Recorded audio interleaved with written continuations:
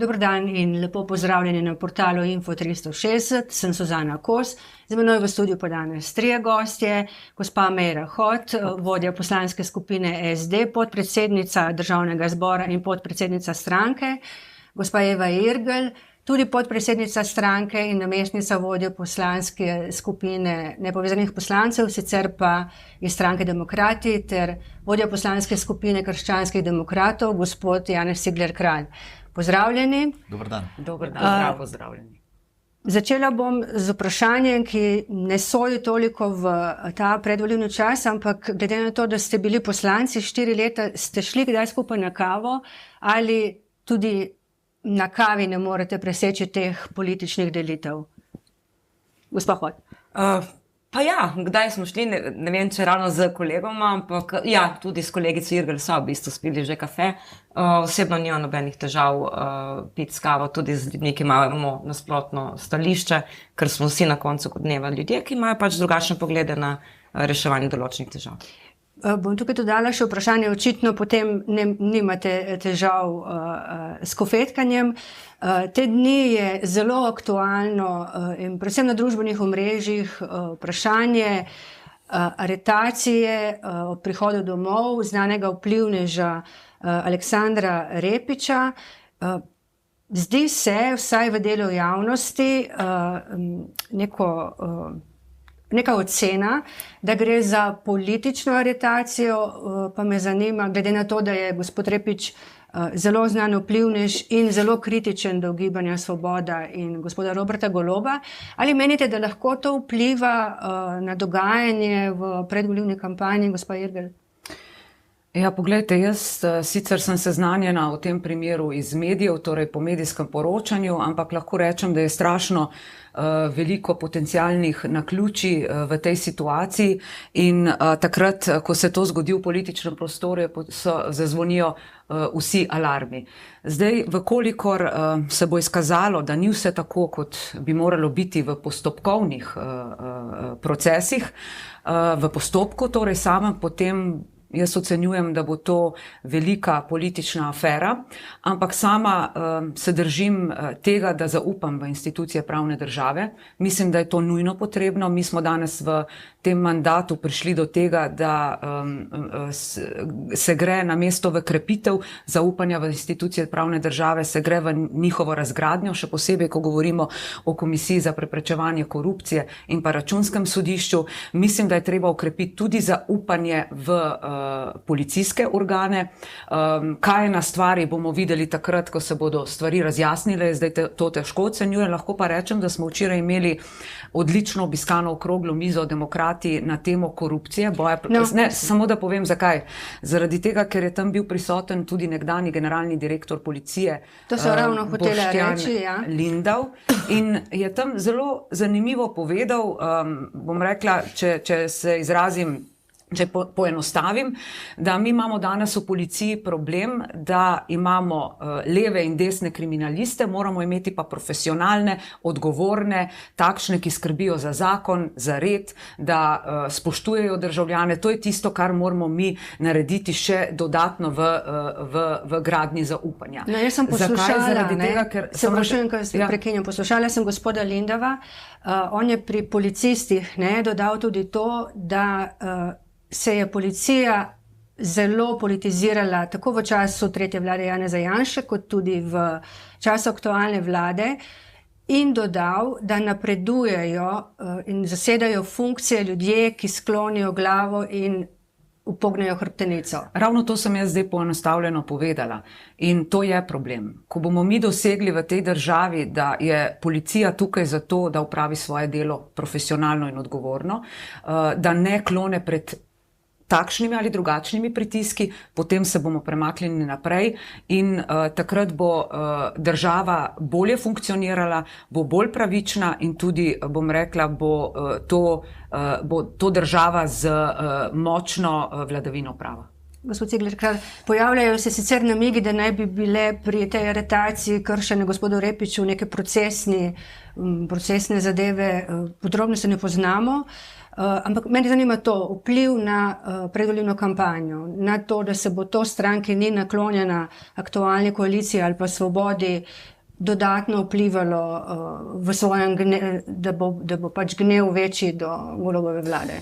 Gospoda Repića ne poznam, zdaj sem prvič slišal iz medijev o njem, o dogajanju v Zvezi Svobodo in zdaj o aretaciji. Zdaj, poglejte, zadeva je precej podobna, lahko rečem, aktivnosti kriminalistične policije, specializiranega državnega tožilstva in vseh teh proti, recimo, članom naše stranke, članom KNOVS-a.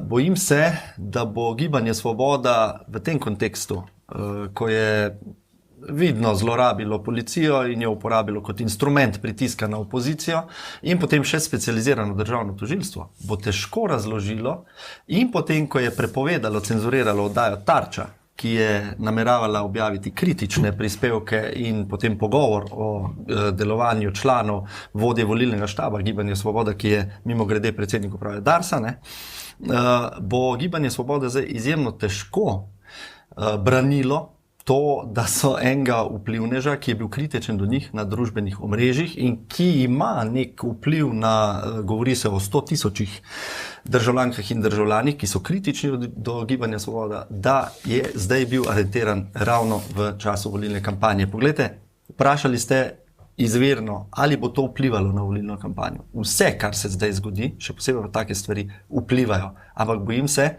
da bo podobno, kot so ljudje spregledali te aktivnosti Gibanja Svoboda in njihovo instrumentalizacijo, o kateri je že bilo tu spregovorjeno, policije, vseh ostalih robustnih institucij, bojo tudi tu pravzaprav si vrgli bumerang in se bo to obrnilo proti njim. Gospa Hot, vi ste pravnica, gospodu Repiću naj bi se domnevno kršile procesne pravice. Kot rečeno, ne poznamo podrobnosti, se pa zdi nenavadno, da se ga v bistvu aretira ob prihodu nazaj v Slovenijo, ni dobil, bom rekla, v narekovajih normalnega vabila na pogovor na policijo in to. Ali se vam zdi to običajna praksa?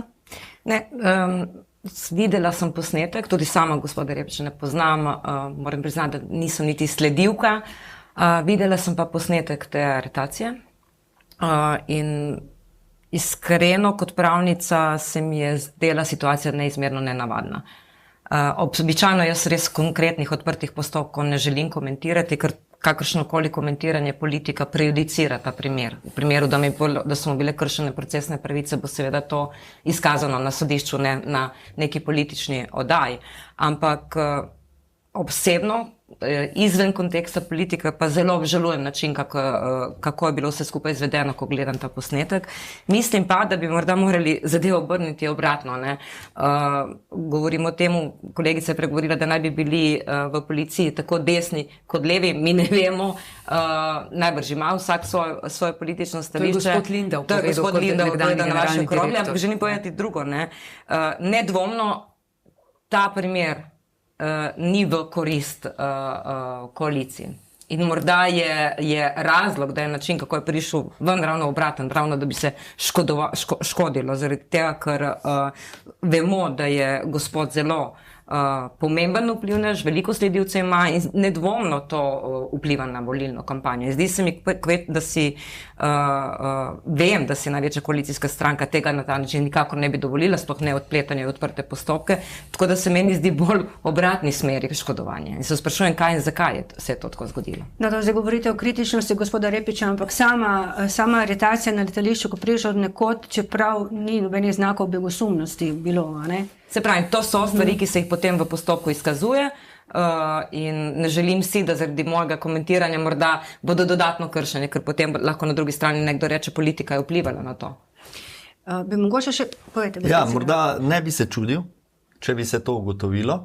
Zakaj? Zato, ker opazujem kot vodja poslanske ta proces proti našim članom KNOVS-a, ki pravzaprav še zdaj ne vejo, oni niso še videli vsebine obtožnice, pazite, v medije, pa je to prikapljalo takoj po nekaterih verjih iz vrst novinarjev iz državnega tožilstva, kar pa je problematično. Poslušajte, če si obtožen v eni zadevi, a ni ena osnova, da ti veš, česa si obtožen. Meni se zdi, da je nevarna situacija, ko mediji prej izvejo vsebino neke obtožnice in že to, da je obtožnica recimo vložena ali pa dana, kot pa tisti, ki so nečesa obtoženi. In to je problem in ne bi se čudil, če bi se izkazalo, da je tu pač politični vpliv Gibanja Svoboda, ki očitno nima nobenih več mej in se ne ustavi pred uzurpacijo teh najbolj robustnih institucij pravne države, da bi se ugotovilo, da so tu šli čez vsa procesna pravila.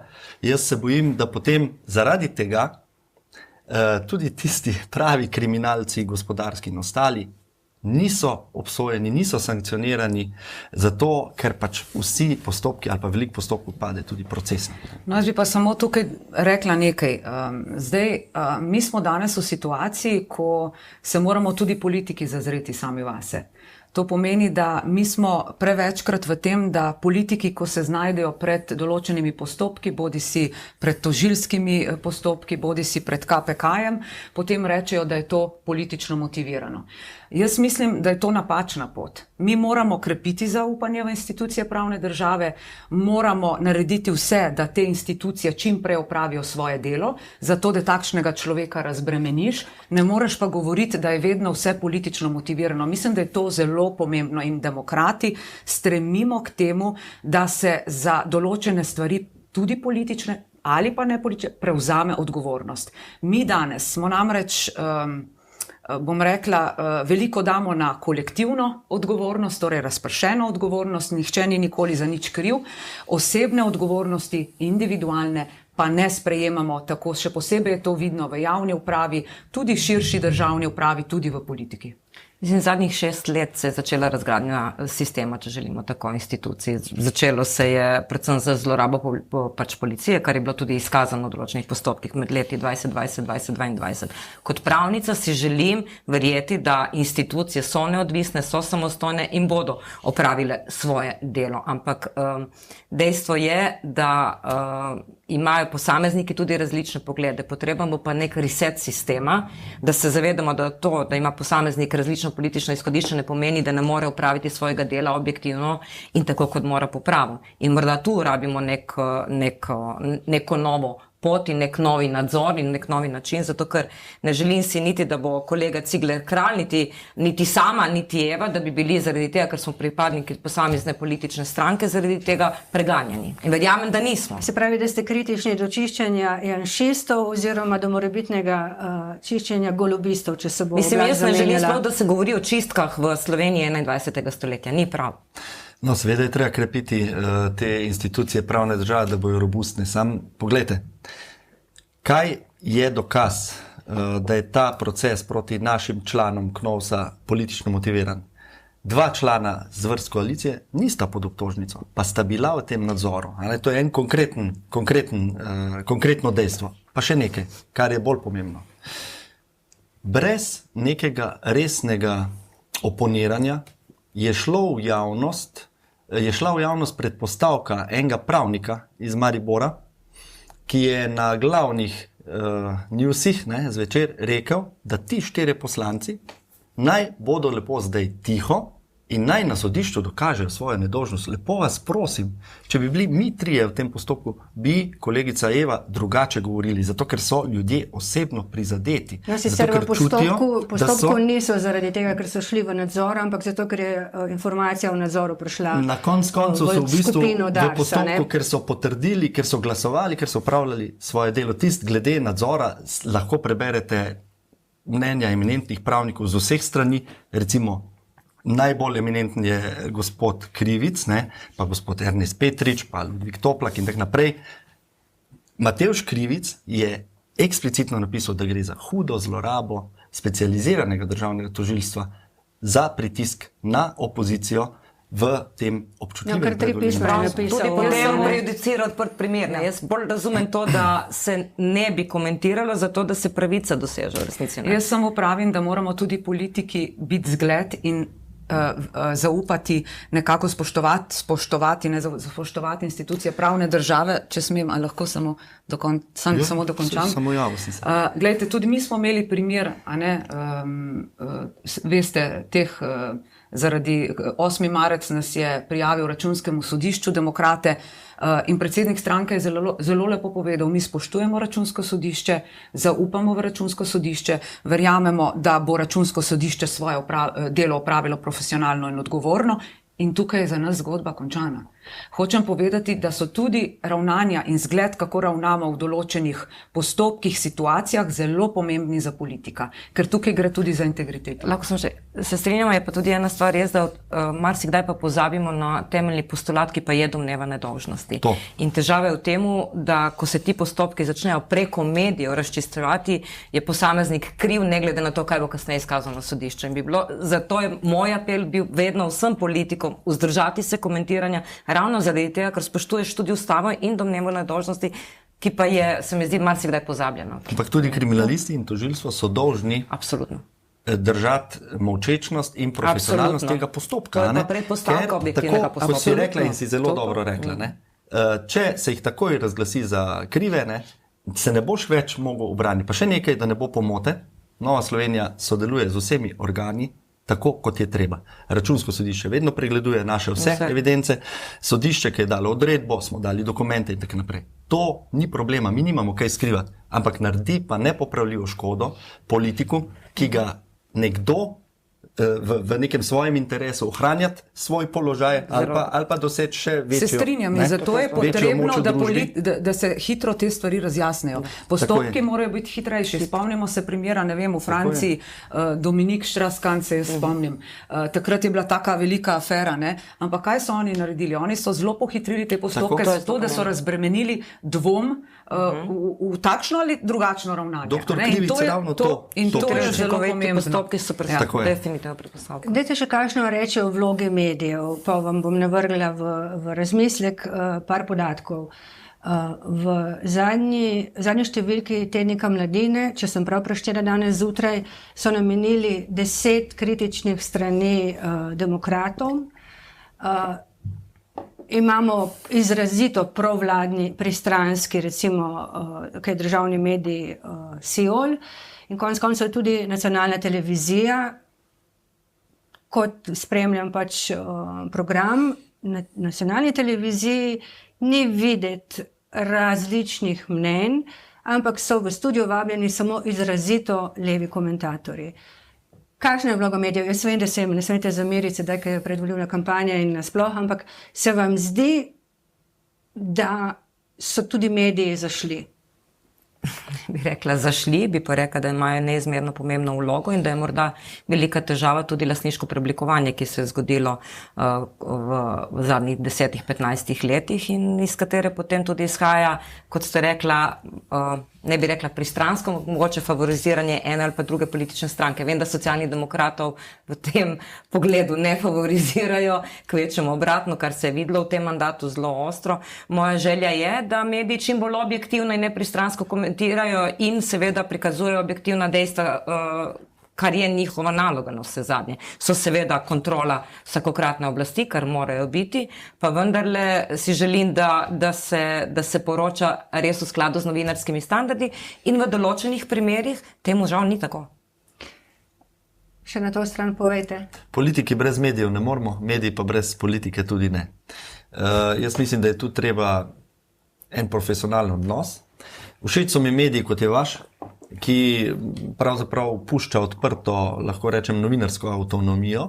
Meni tudi ni problem, poglejte, kot človeku, ki ima nekaj, kako bi temu rekel, znanja in poznanja in že kilometrino za sabo glede medijev. Meni ni problem, če se eno uredništvo opredeli za svojo usmerjenost. Pa reče, mi smo konservativni mediji, bomo šli v to smer, mi smo bolj liberalni, mi smo socialdemokratski in tako naprej. In to je v tujini, v razviti tujini, v razvitih medijskih okoljih je to čisto normalno. Zato, ker to je še boljše za posameznega gledalca, bralca, tistega, ki spremlja, zato, ker v bistvu lahko primerja koncepte in si potem ustvari svojo sliko. Bolj problem pa je, in to je vloga nacionalke, recimo, če reče, mi smo objektivni, če pod krinko objektivnosti, potem pa preferira eno stran, drugo pa recimo morda zatira in ne da toliko prostora, ker vemo, da dan današnji je še bolj pomembno kot to, kaj o tebi poročajo, to ali sploh poročajo.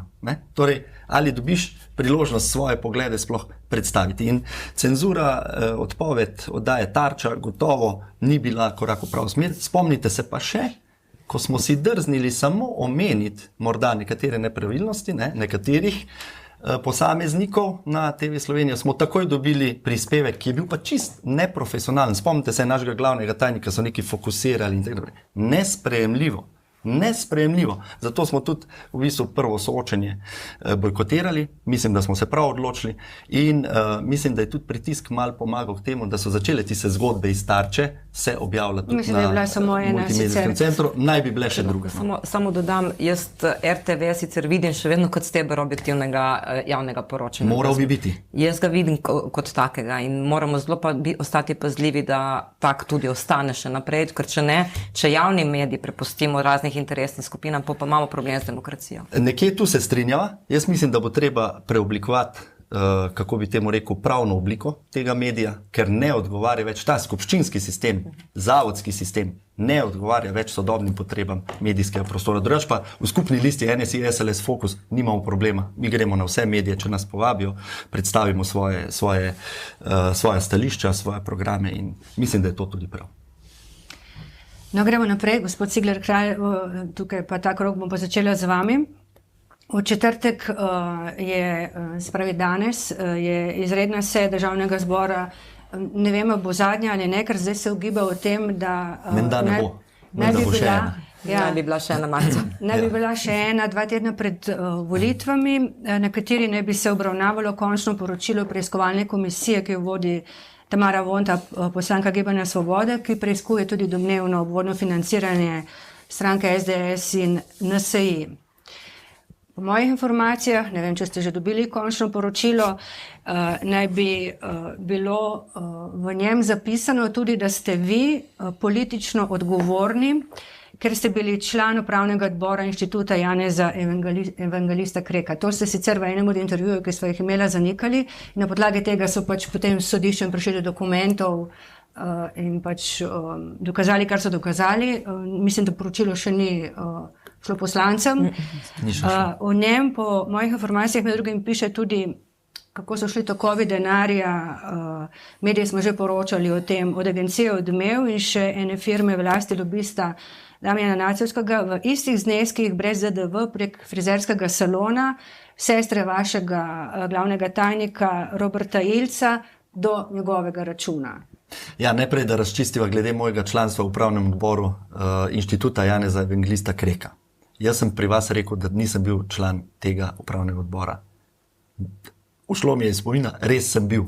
V preteklosti, mislim, da je to bilo še pred letom 2018, sem bil član in sicer po funkciji, ker sem predsednik Združenja delavcev v naši stranki in sem eden izmed bil v imenu uporabnikov storitev Inštituta Janeza Evangelista Kreka. Seminariji, dogodki in tako naprej. Na delavsko problematiko. Torej, se opravičujem vsem, ki sem jih s tem morda prizadel in res je, podatek je pravi, bil sem v letih pred 2018, mislim, da, no. Ne vem čisto točno, ampak bil sem.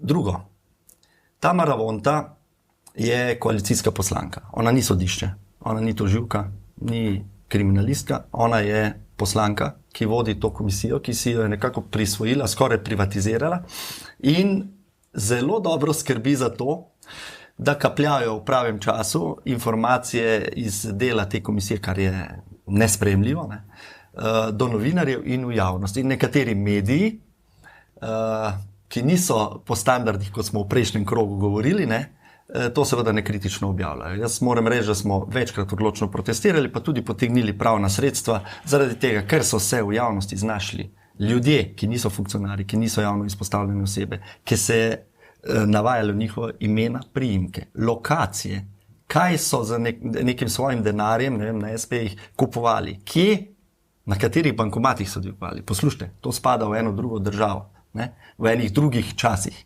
Če ste gledali recimo nemški film o Staziju, življenje drugih, ne? To je tak pristop. Ne? Tamara Vonta se je odločila za inkvizicijski pristop, da bo omejevala NSI, pa tudi kolege iz SDS, in je to skrbela, da je skozi bilo to nekako dano v medije, preden bi lahko karkoli to obravnaval Državni zbor. Po mojih informacijah in po mojem občutku, zdaj ona vsa ta delovna gradiva spravlja na kup, to bo nekaj 100 strani, nekaj se tiče tudi Nove Slovenije in tega, kar ste omenjali. Kolikor jaz vem, je gospod Nacevski že vse razložil in ta agencija je odmel, na vsa vprašanja odgovorila in tako naprej. Če so kakšni postopki, bojo tudi tam mogli pač zagovarjati te svoje transakcije. Drugače pa Tamara Vonta je problematizirala, da je Robert Tilc prokurist sestringa podjetja, ki ima frizerski salon. Zakaj pa ne? Vse to sta že leta in leta verjetno. Ne? Zakaj pa ne? Vse je svobodna dežela, tako sta se dogovorila. Ne? To je njun poslovni odnos, ki ga imata že nekaj časa in ne vem, zakaj Tamara Vonta misli, da ona dva tega ne bi smela imeti. Ne? Tako da, tu gre za pristop Tamare Vonta, ki je znan, predvsem gre pa za zlorabo te komisije in njene pozicije. Ona ni tožilstvo, ona ni sodišče in ne more na tak način delovati. Sploh pa protestiram proti temu, da ona poskrbi, da grejo zadeve v medije, potem pa, ko zakuri, se umakne in reče, ne bom več dajala izjav v zvezi s tem, potem pa ne pride niti na ključno tarčo, kjer so te zadeve obravnavane. To je storila, da ni prišla na tarčo, zato ker so ji svetovali svetovalci za politične strategije, naj se ne prikaže. Gospa Hot... Jaz, kolikor vem, ni prišla zato, ker je začela dobivati grožnje. Sicer nisem zdaj odvetnica kolegice Vonta, verjamem, da se lahko sama izjasni na branje, ampak bilo rečeno, da dobiva grožnje, mislim, da je bila tudi takrat tiskovka, tako da dejstvo je, da je bilo tako izkazano. Sama sem sicer vmesno poročilo te komisije podprla, zdaj končnega poročila ne poznam vsebinsko, predvidevam, da ga bomo danes dobili na mize, ne? Za sejo. Preiskovalne komisije imajo zelo veliko pooblastil, to je dejstvo, ampak imajo svojo ustavno funkcijo, imajo po zakonu imajo precej široka pooblastila za pridobivanje ključnih informacij, ampak predvsem je pomembno, da preiskovalne komisije opravijo svoje delo odgovorno, celovito in da se na koncu tudi sprejme ustrezno poročilo. Meni je žal, v prejšnjem mandatu smo recimo zelo veliko energije vložili v preiskovanje privatizacije Adria Airways in končnega poročila takrat nismo sprejeli, pa je bilo zelo pomembno tudi zaradi ugotavljanja nadaljnjih političnih odgovornosti posameznikov, ki so to zelo pomembno, bom rekla, skoraj da institucijo slovensko takrat uničili. Kaj več glede tega po tem trenutku v bistvu niti ne morem komentirati. Vi zavračate to, kar govori gospod Cigler Kralj. Jaz ne morem ničesar zavračati v imenu nekoga drugega, verjamem pa, da je kolegica Vonta... Članica komisije ste, a ne, nisem članica komisije. Jaz sem tam sem samo nadomestna članica, tako da jaz niti na eni seji v bistvu te komisije nisem sodelovala in ne moremo za to podrobno govoriti. Bo pa še ena izredna seja Državnega zbora, ker ste pač... Predvidoma bo še ena izredna seja, ampak ne glede preiskovalne komisije. Jaz vam celo si upam tvegati napoved, da tega poročila nikoli ne bo, da se o tem poročilu nikoli ne bo na seji Državnega zbora odločalo, ne? Zato ker po moje je ona svojo nalogo upravila, kar je pač želela upraviti. No, jaz mislim, da vsaka parlamentarna komisija, tako kot je že Meira povedala, mora svoje delo opraviti profesionalno in odgovorno. Jaz sem včasih tudi vodila eno preiskovalno komisijo in mislim, da sem bila zelo korektna do vseh, ki so sodelovali v teh postopkih, bili zaslišani in potem nikoli nisem, bom rekla, ven dajala kakšnih informacij ali pa česarkoli, razen tisto, kar se mi je zdelo, da je pomembno zaradi medijske obveščenosti. Mislim, da tukaj moraš biti zelo korekten, ko vodiš te postopke. Jaz se ne želim upletati v delo te preiskovalne komisije zaradi tega, ker mislim, da mi demokrati prinašamo nekakšen drugačen način političnega delovanja v ta prostor, se ne ukvarjamo z drugimi, se ne ukvarjamo s tem, kaj drugi na nek način počnejo, na kakšen način funkcionirajo, ampak s tem, kaj lahko mi ponudimo ljudem, da bodo bolje in lepše živeli v naši lepi Sloveniji. Zato imamo tudi pripravljen program Uspešna Slovenija, ampak še nekaj se bom vrnila nazaj pri tej preiskovalni komisiji. Mislim, da ni problem, da je ustanovljena takšna preiskovalna komisija. Mislim, da je prav, da je ustanovljena in da se tudi razjasnijo stvari. Problem pa nastane, če nekdo lansira v javnost parcialne podatke, informacije, to pa je problem, ker potem si lahko ljudje ustvarjajo takšno ali pa drugačno sliko o nečem. In še en problem je tukaj, da pa ni znotraj te preiskovalne komisije še kakšnih drugih akterjev, ki bi lahko tudi bili vpeti v kakšno takšno preiskovalno komisijo, pa niso. To pa je politično. In tukaj imamo mi problem. Ne pa v sami preiskovalni komisiji kot taki. Jih imamo veliko, vemo, da je zelo uspešna preiskovalna komisija bila takrat, ko je vodil dr. Anže Logar glede bančništva in takrat, to še povem, in takrat smo opravili pravzaprav izjemno delo vsi kot parlament, ker smo se med seboj povezali, smo sodelovali in smo ugotovili, da je bančna kriminaliteta velik problem. Ampak, ko smo mi svoje delo opravili, tudi potrdili vsi to poročilo, potem je na vrsti tožilstvo, so sodišča na vrsti, ti pa morajo potem opraviti svoje delo. Jaz mislim, da se ga ni čez similo na koncu, naprej pri preiskavah. Najpomembnejša naloga preiskovalne komisije, mogoče vsi pozabljamo, je ugotoviti politično odgovornost ali potencialne spremembe zakonodaje. Zato je pomembno, da obstanejo preiskovalne komisije v parlamentu. Jaz sem rekla, ne smejo pa se zlorabljati. Ne smejo se zlorabljati in pomembno pa je, da tudi vsi sodelujemo v njih. Ravno to govorim. Zato sem pa dala kot primer ravno zgled, lahko to zgled kot preiskovalne komisije v bančništvu, kjer smo se vsi zavedali, da je to pomembno in smo zato tudi komisija Adriana je bila zelo podobna, vodili ste jo v NSI-ju, če se ne motim. Recimo zdaj je tudi zelo pomembna... Ali pa preiskovalna komisija T6. Zdaj je zelo pomembna preiskovalna komisija o ukradenih otrocih, kjer smo videli neprimerna izvajanja predsednice parlamenta, ki je užalila vse mame, ki jokajo in tako naprej. Imamo zelo pomemben institut državnega zbora, preiskovalka. Ampak je treba odgovorno se z njima ravnati. Tamara Vonta in Gibanje Svoboda je v tem mandatu ne samo to preiskovalko, ampak še ostale, GEN-I, Star Solar in tako naprej, pa tudi tisto od državnega sveta, ki je ni odredila, instrumentalizirala in uporablja jo za črnjenje, blatenje svojih in onemogočanje svojih nasprotnikov, seveda predvsem opozicije. Iz umestnega poročila ne moramo govoriti o slabo upravljenem delu.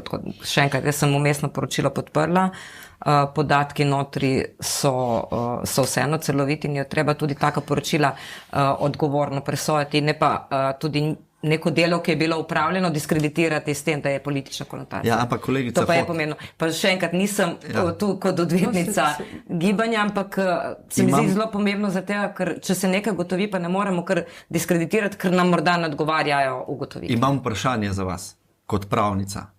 Če pricurlja in od drugot ni moglo pricurljati, iz delovnega gradiva, niti ne iz umestnega poročila, iz delovnega gradiva, cel seznam imen in priimkov oseb, ki niso funkcionarji, ki niso javno izpostavljene osebe, njihove lokacije dopustovanja, njihova plačila spletnih storitev ali kupovanja izdelkov, njihovi dvigi na bankomatih, lokacije na enem izmed medijev, ki je zelo blizu Gibanju Svoboda in vladi in je tudi financirano tam, na bog ve kakšne načine, potem jaz težko rečem, da je to verodostojna komisija.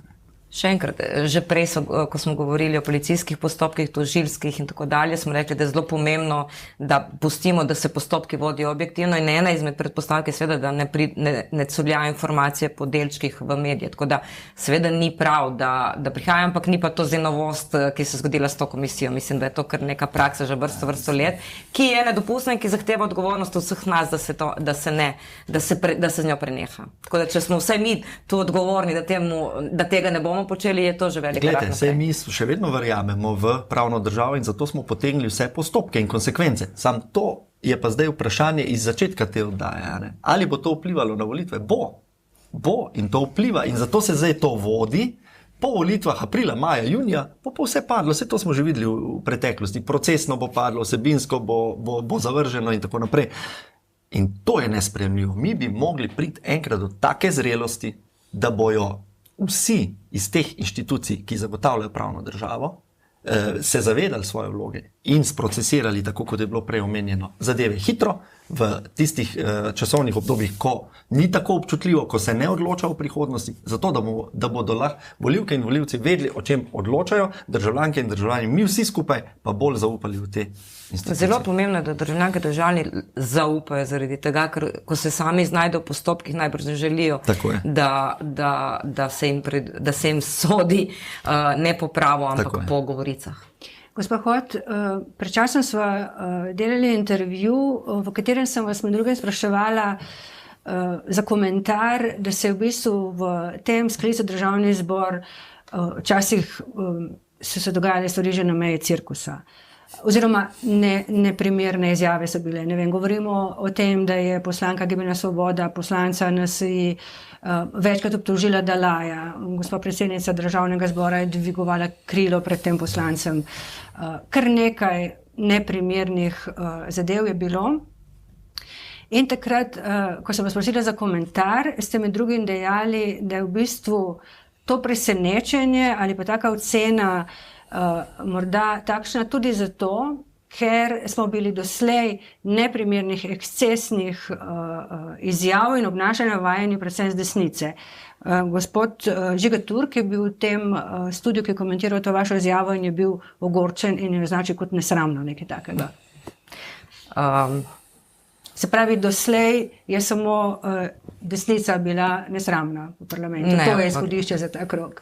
Poglejte, dejstvo je, da je strani desnice so prišle izjave, kot so, da nekdo potrebuje pregled med nožje in tako dalje. Na to sem se nanašala, na dejstvo, da so take eskalantne izjave prihajale z one strani. Zdaj meni je žal, če gospod Turk ni toliko objektiven, da sprejme, da so se take eskalacije na ta način dogajale, zaradi tega, ker je to zelo objektivno in prevedljivo. Sem pa rekla tudi, da v tem ustrajam.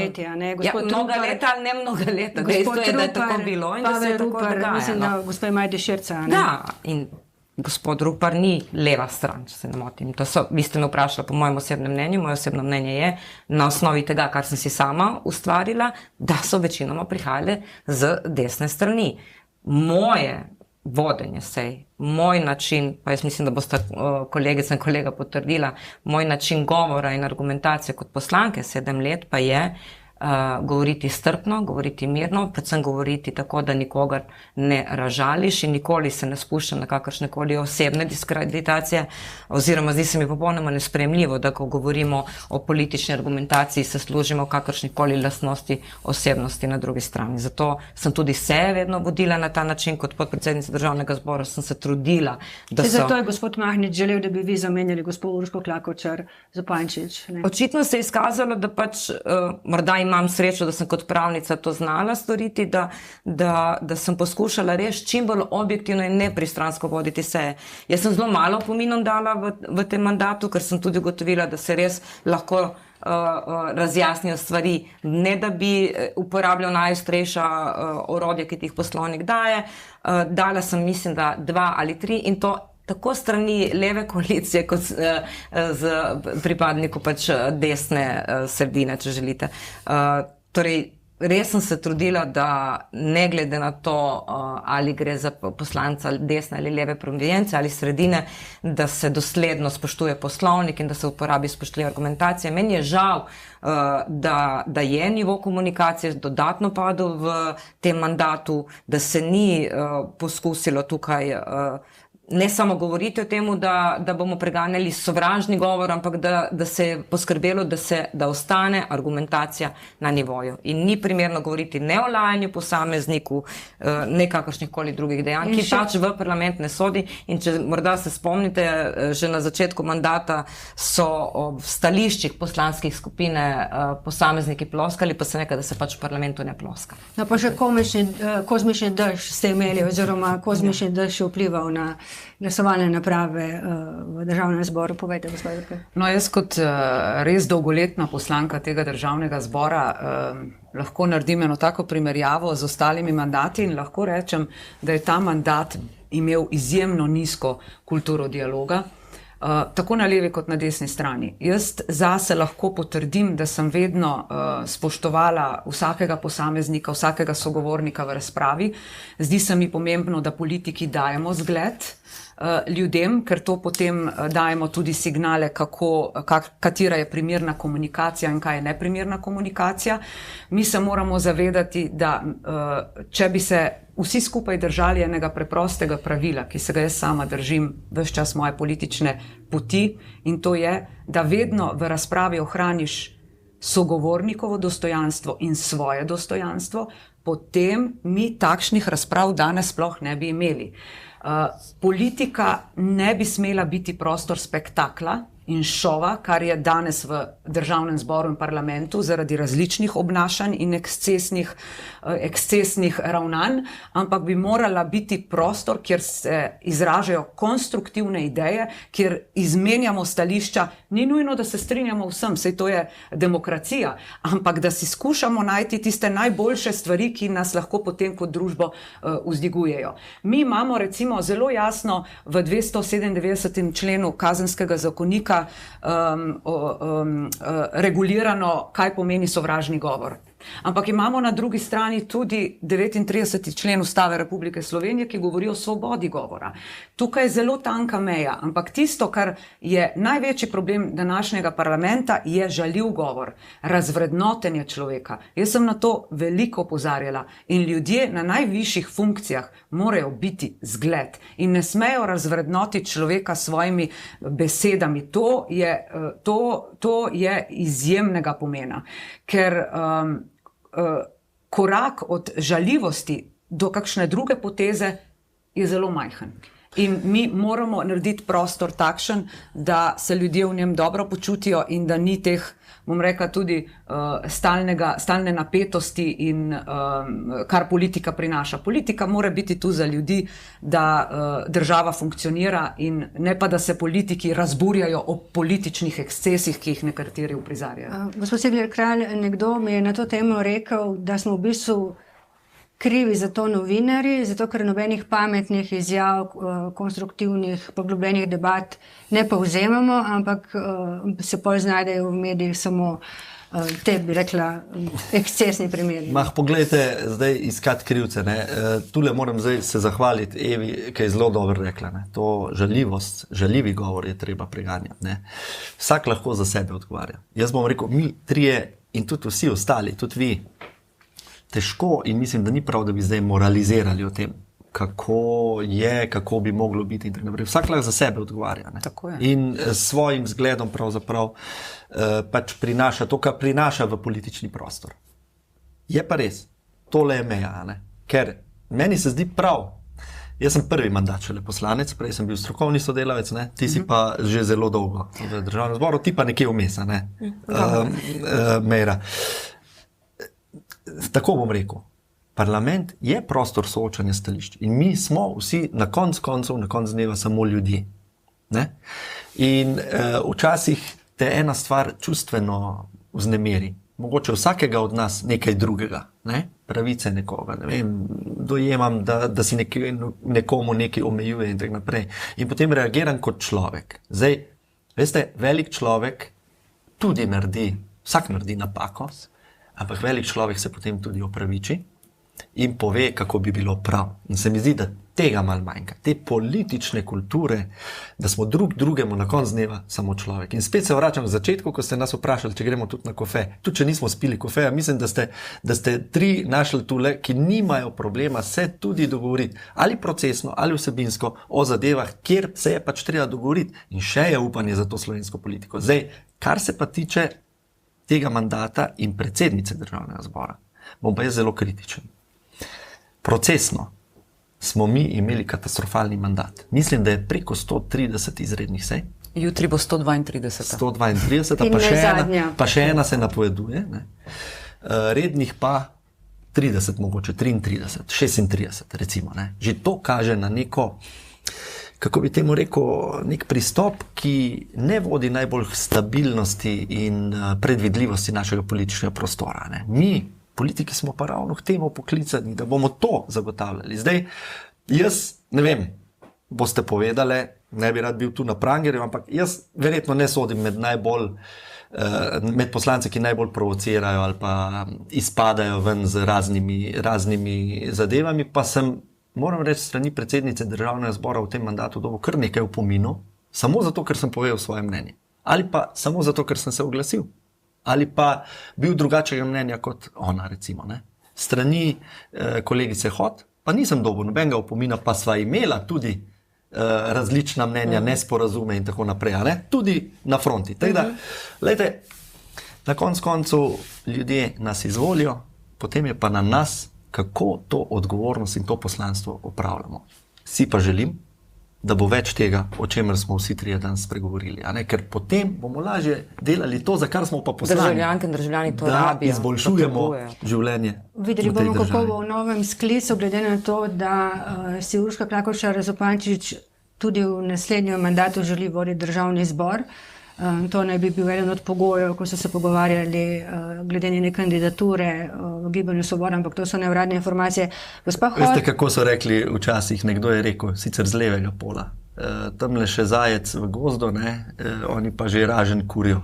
O tem potem, ne.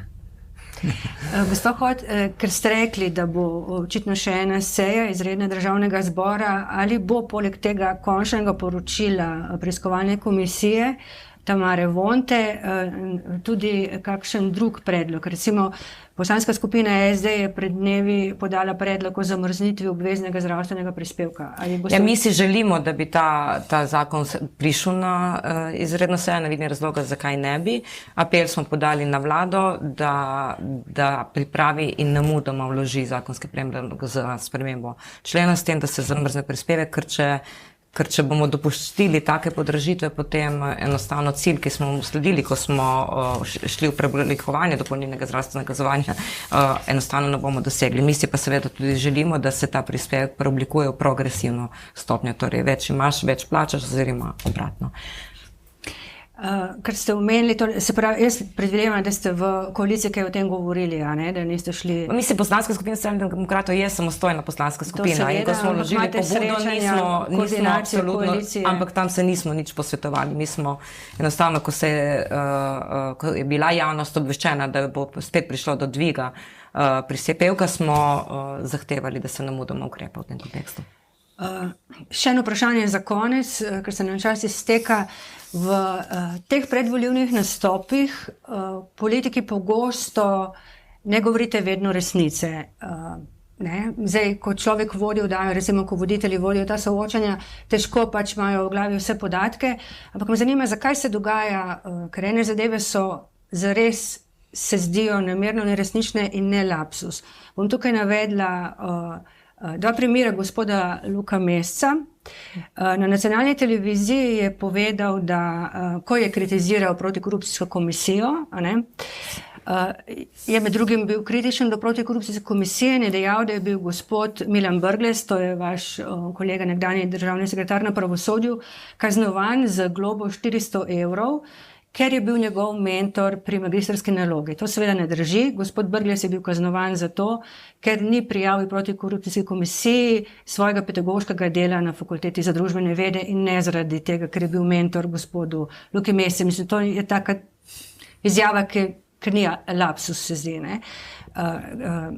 še ena zadeva se mi zdi ful zanimiva, pa v bistvu je šlo mimo v javnosti, spet gospod Luka Mesec je pa na soočanju Pop TV-ja v Kopru, kjer sem vas videla med publiko, govoril o tem, kako nam gre dobro glede plač in je povedal, da je povprečna letna bruto plača v Sloveniji višja kot v Italiji. To je super. Če pa pogledaš podatek, kakšna je neto plača, pa primerjava kaže, da smo Slovenci po neto plači 7 mest niže kot Italijani. Se pravi, da nam gre slabše.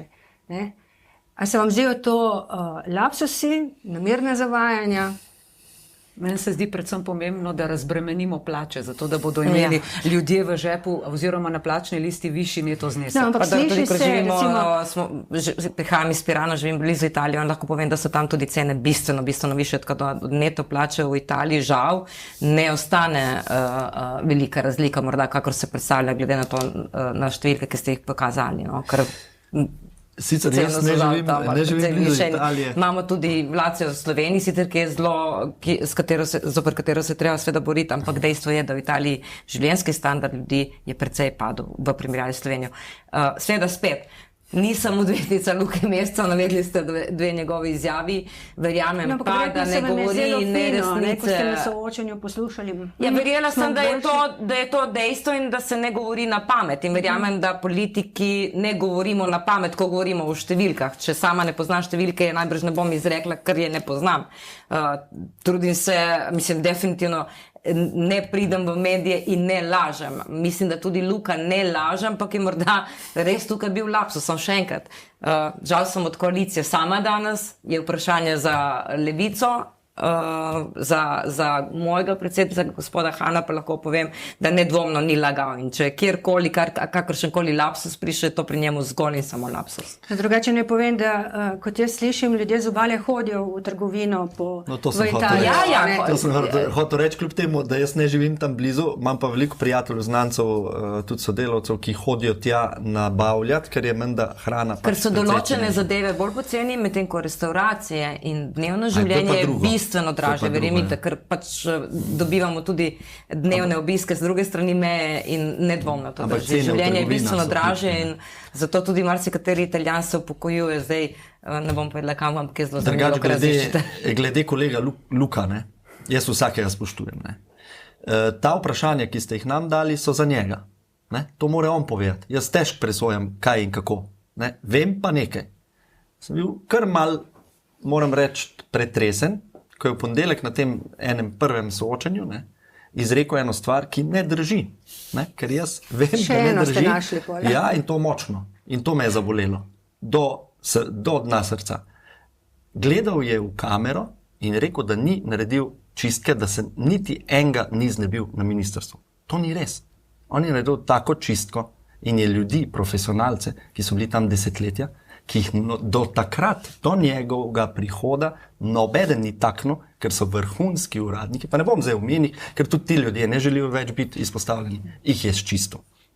Morda je spoznal potem svojo napako, ampak te napake tudi včasih ne moreš več popraviti. In to ni prav. To je naše ogledalo, a govorimo resnico ali ne. Če so dejstva, če se zmotimo, povemo potem drugače. Drugače pa morate njega vprašati, kako ste. Gospa Hojt, jaz se vam pravičujem, ker ste morali biti odvetnica Levice in koalicije. Naj povem, da v Levici pravijo, da na desnih medijih, vse tako sem slišala, ne bodo nastopali, se pravi, da naj ne bi prišli k nam. V Gibanju Svoboda tudi ne želijo sodelovati z nami in tudi v SDS ne, ker smo pa za SDS ali pa jaz preveč leva. Smo imeli pa mi več prostora. Jaz se vam zahvaljujem, da ste se odzvali mojemu vabilu. Bom rekla za konec, da je predvolilna kampanja čas, ko naj bi se največ govorilo o prihodnosti. Se mi pa zdi, da govorimo zelo veliko o preteklosti. Hvala vam še enkrat, vam pa hvala za pozornost, če ste bili z nami. Hvala.